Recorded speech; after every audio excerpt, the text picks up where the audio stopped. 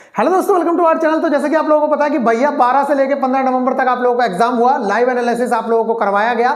उसके बाद अब बहुत सारे स्टूडेंट्स का डाउट है और लगातार ये डाउट है भी, बहुत इंपॉर्टेंट डाउट है कि भैया मैं CBT 2 की तैयारी करूं या ना करूं, और अगर मेरा रिजल्ट मान लीजिए मैंने तैयारी नहीं की और मेरा रिजल्ट हो गया, फिर मैं क्या करूंगा। तो गाइज कुछ कट ऑफ से रिलेटेड डाउट्स हैं और आप लोगों का पेपर कब होना है, आंसर की कब आनी है, इसके बारे में बात करेंगे। तो सबसे पहले तो मैं आप लोगों को बता दूं, भैया DRDO अगर आंसर की देता तो आप लोगों को इतना भटकना नहीं पड़ता। दुनिया इस टाइम पे DRDO की तैयारी करा रही होती, क्योंकि पैटर्न पता चल जाता है, सब चीजें पता चल जाती है। पता ही नहीं चलता है, सिर्फ जो बच्चे एग्जाम देके आते हैं उन्हीं लोगों को पता रहता है कि हो क्या रहा है। इस बार तो खैर एनालिसिस करवाया तो कुछ चीजें पता रही, अदरवाइज पता ही नहीं चलता है। तो सबसे बड़ी बात यह है कि आपकी कोई आंसर की नहीं आएगी, डायरेक्ट रिजल्ट आएगा और रिजल्ट में यह बता दिया जाएगा कि भैया आप माफी चाहते हैं, आपका नहीं हुआ है, या बधाई हो आप CBT 1 क्लियर कर चुके हैं। इस तरह की चीज आप लोगों को देखने को मिलेगी। कट ऑफ की भी मैं बात करता हूं, ठीक है। तो ये हो गया DRDO रिजल्ट का मैटर। अब पिछली बार की बात और अब की बात बताऊं। देखिए पिछली बार रिजल्ट में 2 से 3 महीने लग गए थे,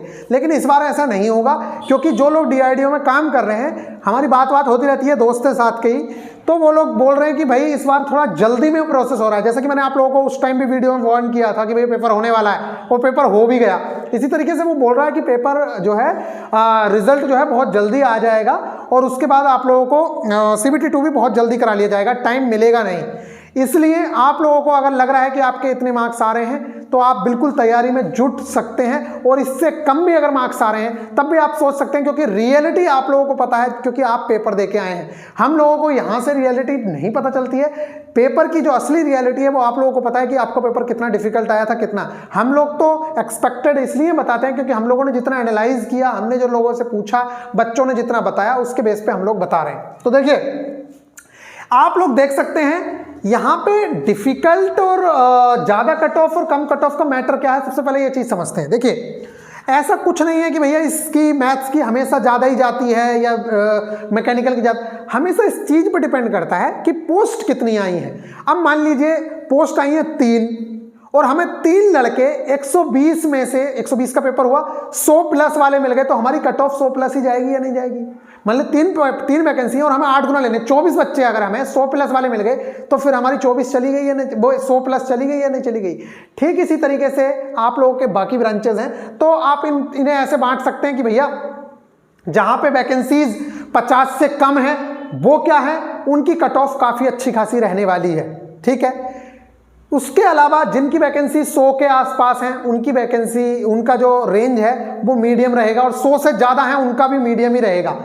इजी किनका रहेगा, जिनके पास वो ब्रांचेस बहुत कम संख्या में अवेलेबल होती है, जैसे कि एग्रीकल्चर ब्रांच है। एग्रीकल्चर क्या है, बहुत कम लोग लेते हैं, कम ही लोग फॉर्म भरते हैं, तो हो सकता है कि उनकी कट ऑफ भी कम जाए, लेकिन ये चीज श्योरिटी नहीं है ना। आप ये मान के चलिए अगर हमें 3 वैकेंसी मान ली जाए और 8 गुना ले रहे हैं, 24 बच्चे अगर बहुत अच्छे मिल गए तो कट ऑफ ऊपर चली जाएगी।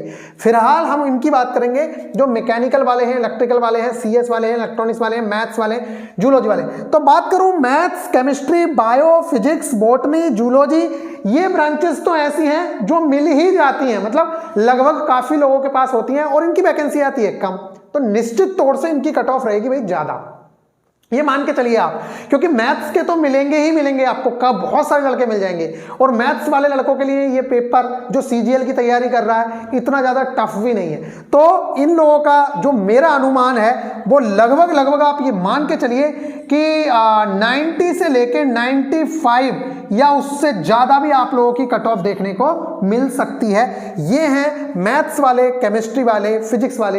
एक बार को बायो वालों की कट ऑफ कम हो सकती है, बॉटनी वालों की कम हो सकती है, लेकिन मैथ्स, फिजिक्स, केमिस्ट्री, इनकी जो कट ऑफ है वो इससे कम तो देखने को नहीं मिलेगी किसी भी कीमत पे, लगभग ये उम्मीदें हैं। अब बात करते हैं कि ऐसा कैसे कह सकते हो। देखो ऐसा है, कुछ हो सकता है कि आपकी शिफ्ट बहुत ज्यादा डिफिकल्ट हो तो आपका 80 नंबर पे भी सिलेक्शन हो जाए, क्योंकि आपको नॉर्मलाइजेशन में मिलेगा कुछ ना कुछ।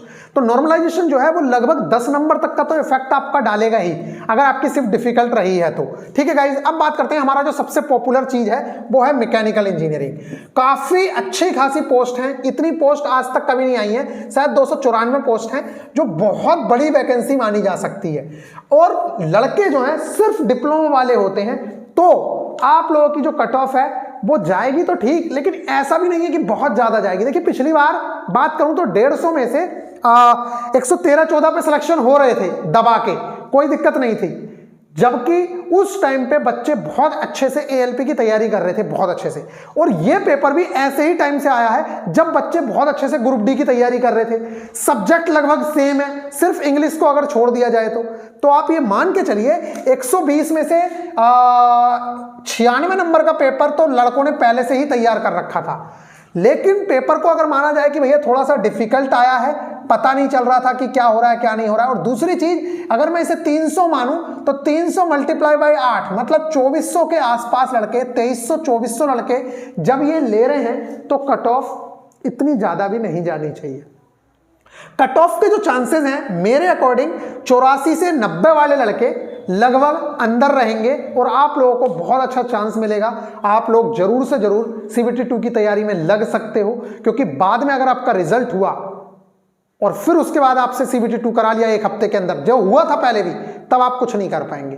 इसलिए भैया अपनी तैयारी को थोड़ा सा बूस्ट दे के रखना, ये बेस्ट अपॉर्चुनिटी होगी, क्योंकि इसके अंदर जो लड़के जाएंगे ज्यादातर नॉन टेक्निकल वाले घुसेंगे, और ये नॉन टेक्निकल वाला बच्चा टेक्निकल में वही लड़के फाइट कर जाएंगे जिन लड़कों ने थोड़ी भी तैयारी की होगी। तो आप लोग तैयारी को बूस्ट दे सकते हैं। मैकेनिकल इंजीनियरिंग में OBC और EWS कैटेगरी जो है उसका भी लगभग सेम ही कट ऑफ रहता है। पिछली बार मैकेनिकल इंजीनियरिंग में तो 67 ही रहा था, लेकिन प्री में चेंजेस रहते हैं, तो प्री में बस इतना मान लीजिए 2 नंबर का चेंजेस देखने को मिलेगा। तो 82 से लेकर 88 तक अगर आपके नंबर आ रहे हैं देन आप लोगों के पूरे चांसेस हैं कि आप लोग कैटेगरी के अंदर हो।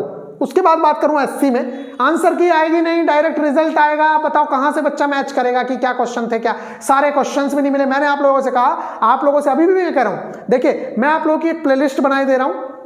आपका जो शिफ्ट का एनालिसिस है, आप नीचे जाइए, सब लोग डिस्कशन करिए कौन कौन से क्वेश्चंस थे, कितने आंसर्स किसके ठीक हो रहे हैं। उससे फायदा ये होगा आप लोगों का कि आपको क्वेश्चंस पता चल जाएंगे, आप अपने मार्क्स का अंदाजा लगा लेंगे, गूगल पे सर्च कर लेंगे, पता चल जाएगा कि ये क्वेश्चन था, ये आंसर आया, ये एंटोनियम आया था, इसका ये आंसर था। तो मैं प्लेलिस्ट बनाए दे रहा हूं, आप उस प्लेलिस्ट में जाके अपनी शिफ्ट का पेपर खोलो, उसके नीचे जाके कमेंट करो, क्वेश्चंस देखो जो आपको याद आ रहे हैं, अपने दोस्तों के साथ डिस्कशन करो, और तब आप लोगों को पता चलेगा कि रियलिटी में आपके मार्क्स कितने आ रहे हैं। ये एक बेस्ट ऑप्शन है। इसके अलावा बाकी चीजें बताने से पहले मैं बता दूं, जैसे कि आप लोगों को पता है कि जो ALP JEE वाला बैच है वो आप लोगों की खातिर ही रुका हुआ था, और अब स्मार्ट बोर्ड भी अगले 2-3 दिन में मिलने ही वाला है, क्योंकि हमारा ऑर्डर फाइनल हो चुका है, हमने दे दिया ऑर्डर, बस वहां से डिस्पैच हो गया है माल। हमारे पास 2 दिन में पहुंच जाए या 3 दिन में पहुंच जाए, ये उनके ऊपर डिपेंड करता है, मतलब हमारी ओर से हो गया है। मैक्सम ने हमसे बोला है कि भैया 2 से 3 दिन में आपके पास पहुंच जाएगा।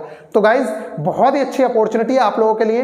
अगर आप लोगों ने ग्रुप डी में सिलेक्शन हो रहा है तब भी आप अपनी फाउंडेशन क्रिएट करवाइए, क्योंकि उस टाइम पे पढ़ने का टाइम नहीं मिलेगा।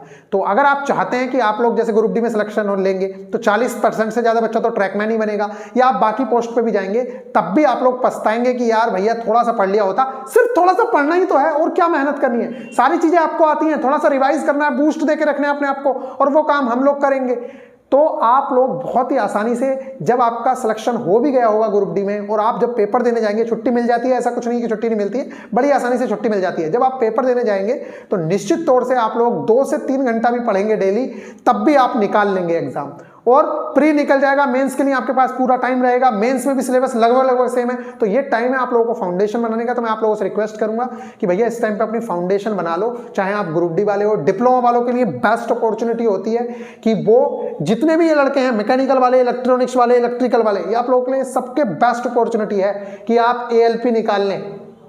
ठीक है, उसके बाद JEE भी आ रहा है, अगर यहां नहीं होगा तो आपका JEE में हो जाएगा। काफी अच्छी खासी वैकेंसीज यहां देखने को मिलती हैं, तो ये बहुत बेस्ट अपॉर्चुनिटी होगी। और इस टाइम पे आप लोगों को पता है सारे लड़के, चाहे CGL हो, PGL हो, सब लोग घुस रहे हैं, और कोई एग्जाम किसी को नहीं छोड़ रहा है। अगर वो SSC वाला है तब भी वो रेलवे देता है, और रेलवे वाला है तो SSC दे रहा है। इसलिए आप लोगों से रिक्वेस्ट है कि भैया अपनी तैयारी को बूस्ट दे के रखना, क्योंकि इन लोगों से टकराना है। BTech वाले लड़के जब आएंगे ना आपके साथ, तब आपको पता चलेगा कि क्या हालत होती है वहां पे। ये सब ऐसे नहीं रहती, कीचड़ नहीं रहती, सब एक से एक धुरंधर रहता है, क्योंकि आप लोगों को पता है BTech में एडमिशन भी एंट्रेंस के बेस पे होते हैं, और उसके बाद डिप्लोमा में भी अच्छे बच्चे जो होते हैं वो एंट्रेंस के बेस पे होते हैं। अब वैकेंसी अगर मान लीजिए 25,000 30,000 ALP की आ गई, टोटल 60,000 आएगी, जिसमें 30,000 अगर ALP की भी आ गई, तो आपको क्या लगता है कि 30,000 टैलेंटेड बच्चे नहीं निकलते होंगे हर साल?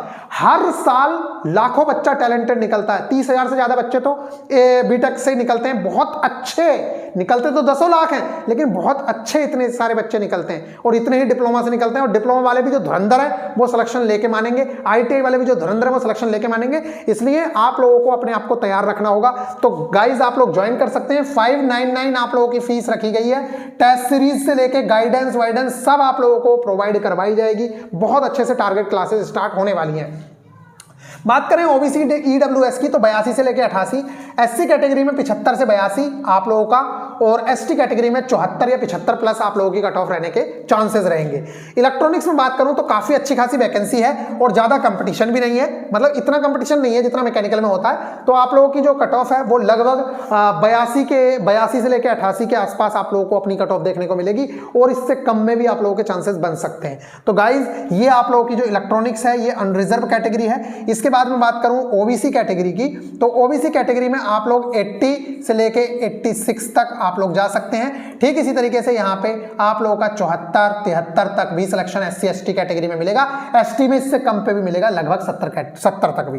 बात करें CS की, तो CS के लिए तो बहुत ज्यादा बेस्ट अपॉर्चुनिटी है, क्योंकि डिप्लोमा में CS वाले ऐसा नहीं है कि बहुत धुरंधर होते हैं, वहां बीटेक में हाँ धुरंधर होते हैं, क्योंकि बहुत अच्छे लड़कों की जो फर्स्ट चॉइस है वो CS है, लेकिन यहाँ पे वो लोग एलिजिबल ही नहीं है। तो आप लोगों के लिए बेस्ट अपॉर्चुनिटी है कि ये CS में, और पोस्ट भी काफी अच्छी हैं, तो आप लोगों का लगभग इलेक्ट्रॉनिक्स से बराबर कट ऑफ रहेगी और उससे कम ही मिलेगी। तो 80 के आसपास अगर आपके नंबर हैं अनरिजर्व कैटेगरी में, तब भी आप लोगों के पूरे चांसेस बनेंगे। और ठीक इसी तरीके से ओबीसी में 2 नंबर आप कम कर लीजिए, 3 नंबर आप कम कर लीजिए, और SC ST में उससे भी कम कर लीजिए, लगभग 70 के आसपास वहां पे आप लोगों का काम हो जाएगा।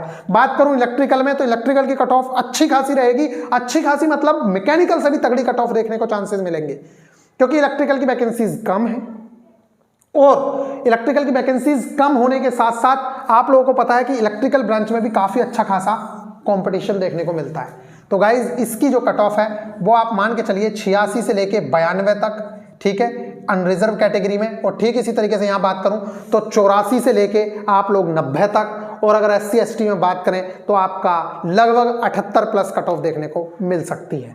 इसके बाद जो मैथ्स मैंने बताया, मैथ्स, केमिस्ट्री, बायो, फिजिक्स, इनमें तो आप लोगों को पता ही है। इसके अलावा जो बाकी चीजें बचती हैं आप लोग देख लीजिएगा कि अगर आपकी ब्रांच में कंपटीशन ज्यादा है और पोस्ट बहुत कम है, देन आप लोगों की कट ऑफ अच्छी खासी रहेगी। अदरवाइज आपको लगता है कि ये वाली ब्रांच, जैसे एग्रीकल्चर का मैंने एग्जांपल दिया कि ये वाली ब्रांच तो कुछ ही लोगों पे होती है, बहुत कम लोग इसका फॉर्म फिल करते हैं, देन आप लोगों की कट ऑफ कम रहेगी। और फिर आप लोगों को ज़्यादा टेंशन लेने की जरूरत भी नहीं है, क्योंकि सब आपके जैसे ही हैं, किसी को भरोसा नहीं है कि उसका सिलेक्शन हो जाएगा। तो आप लोगों के लिए इस टाइम पे बेस्ट अपॉर्चुनिटी है कि आप जाइए, आपके सारी शिफ्टें टोटल उस पर लिखा हुआ है कि ये भैया 12 नवंबर की फर्स्ट शिफ्ट है, सेकंड शिफ्ट है। आप जाइए उस वीडियो पर क्लिक करिए, उसके नीचे जाके आप अपनी कमेंट करिए, जो पिन कमेंट है उसमें क्वेश्चंस डालिए और सब लोग उसमें डिस्कशन करिए, आपको क्वेश्चंस पता चल जाएंगे सारे के सारे, और उसके बेस पे आप लोग अपनी तैयारी को स्टार्ट करिए, बूस्ट दीजिए। CBT 2 कब हो सकता है? देखिए भैया, मुझे तो पूरी उम्मीद है कि रिजल्ट आ जाएगा बहुत जल्दी। इसका रिजल्ट आप लोगों को इस महीने के लास्ट में या दिसंबर में आप लोगों को रिजल्ट देखने को मिल जाएगा। जल्दी रिजल्ट आ जाएगा दिसंबर तक, और जनवरी में ही लगभग या फरवरी में आप लोगों को इसका जो CBT 2 है वो हो जाएगा। तो गाइज ये आप लोगों के लिए थी अपॉर्चुनिटी, ये बहुत अच्छी अपॉर्चुनिटी है। आप अगर इसे ग्रैब करते हैं तो DRDO में प्रमोशन के बहुत अच्छे चांसेस होते हैं, इस पर भी एक वीडियो आएगी। और अगर आप ALP JEE का बैच ज्वाइन करना चाहते हैं तो आप ज्वाइन कर सकते हैं। मिलेंगे नेक्स्ट वीडियो में, ख्याल रखिएगा, टेक केयर।